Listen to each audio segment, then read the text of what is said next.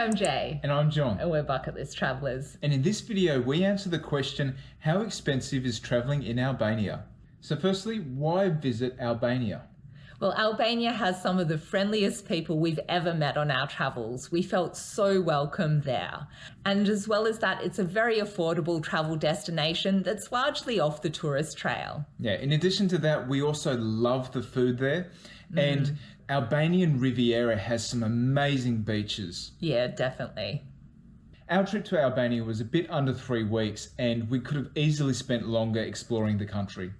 So the official currency in Albania is the lek. Now, for the purpose of this video, we'll convert lek into euros. And if you're used to US currency, it's good to know around the time of this video that US and euros are largely equivalent.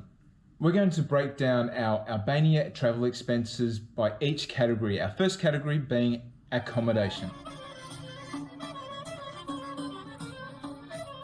So our average cost per person per night was around 18 euros, and we stayed mainly in apartments, a combination of Airbnbs and Booking.com apartments, and they ranged from between 30 to 40 euros per night for the room.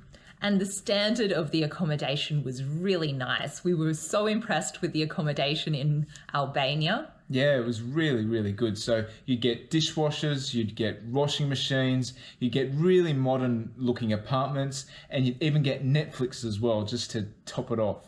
We were very happy with our time there.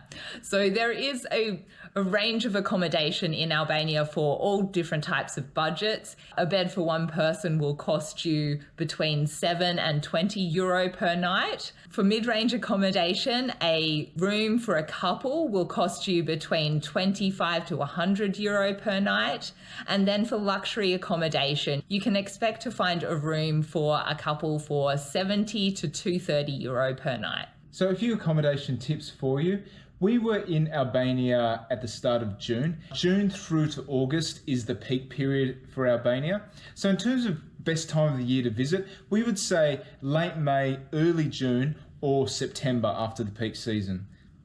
Yeah, and if you want to make your money go further and you're doing a longer stay, look for weekly discounts or monthly discounts on Airbnb. Yeah, and we use both Airbnb and Booking.com to find apartments, and we found Booking.com to be quite competitive with Airbnb in a lot of instances. Now, we are on the highest tier of loyalty for Booking.com, so that was definitely playing a role as well. Food in Albania is so delicious, and best of all, it won't break the budget. So we really enjoyed all of the stuffed vegetables, all of the lamb. It was just so good. And we were there at cherry season, which is just so good. The cherries were only €1 per kilo pretty much. So cheap and so delicious. Yeah. A few dishes that you need to check out are the tavikosi, which is a lamb that's baked in yogurt. There's also lakro, which is an Albanian sort of pastry pie that's made out of leek and cheese and onion and vegetables. And then there's also fergasi, which is roasted eggplant, bell peppers, and cheese. Really delicious. Yeah, and because Albania is quite close to Greece, there is a lot of Greek influence in the food. So if you like Greek food, you'll love Albanian food. So you can expect to pay around 1 to 2 euro per item for bakery food, around 5 to 10 euro for a dish at a local eatery or cafe, and around 5 to 15 euro for a main at a restaurant in Albania. We also kept our costs down by doing a lot of shopping and preparing our own meals. So our cost of going out per person per day only worked out to be around 8 euros. Our grocery bill worked out to be about 1 euro per person per day, or around 15 euro a week for the both of us.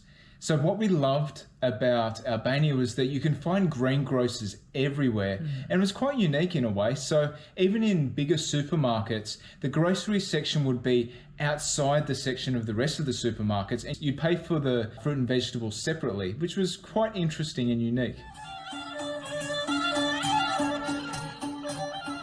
Yeah, so transport in Albania is a little bit more informal than a lot of countries in Europe. Outside of the capital city, Tirana, it's a little bit looser how you get from city to city. Now, there are vans or furgones which can take you between cities, and they're kind of like a cross between private and public transport. They're not too expensive. They're probably a little bit more expensive than buses. In the end, you can get where you're going, but you might have to wait a while. We also found that public transport isn't as punctual as some other countries. So transport in Albania kind of reminded me a bit more of Central America, I'd say. A lot of vans, a lot of turning up at the side of the road and hoping that someone will come for you. So you'll find vans have signs on the front that say the destination they're going to, but you may have to wait for a while. In one instance, we actually hitched a ride with someone else because the van just never showed up after waiting for like 40 minutes. It's a little less scheduled, a little less organized, but you can generally get where you're going in the end. Yeah. Our tip for working out the transport in Albania is to just talk to your Airbnb host or your hotel as to where you need to be to flag down the bus, because every case that we had, we were able to find where we needed to go. We got there in the end. So to give you an indication of the costs involved with transport in Albania, we took a private car from Ulcinj in Montenegro to Shkodra, and that was €7 per person. From Shkodra to Tirana, we took a bus, and that was around €4 to €5 per person. Also in Shkodra, you had a couple of options of how to get to Tirana. You could have taken the bus, which leaves on the hour. There were also private cars that were waiting near the bus stop that you could have taken instead if you couldn't wait an hour. There are also smaller vans that you could take as well, so plenty of options. And once in Tirana, there is a central bus station there where you can get to pretty much anywhere in the country. There are schedules with pricing as well, which makes it quite handy, but that's pretty much the only central bus station that you'll find in Albania. Well, that's what we found.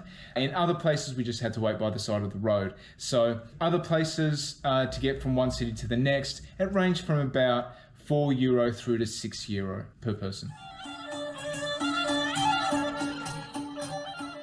We didn't do too many paid activities while we were there. We took advantage of all the natural beauty that Albania had to offer. We did a lot of walking. We hung out at the beach a lot, and that was awesome. The only paid activities that we did do, we went to the Razafa Castle, which was in Shkodra, and that was around €5 for entry, as well as entry into the Castle Museum.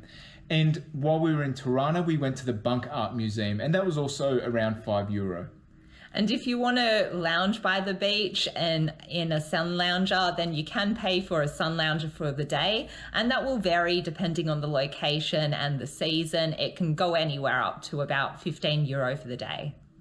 So there are a number of paid activities in Albania, and we have them listed on our website for the cities that we've visited. So you can find them in our destination guides on jjbucketlisttravelers.com.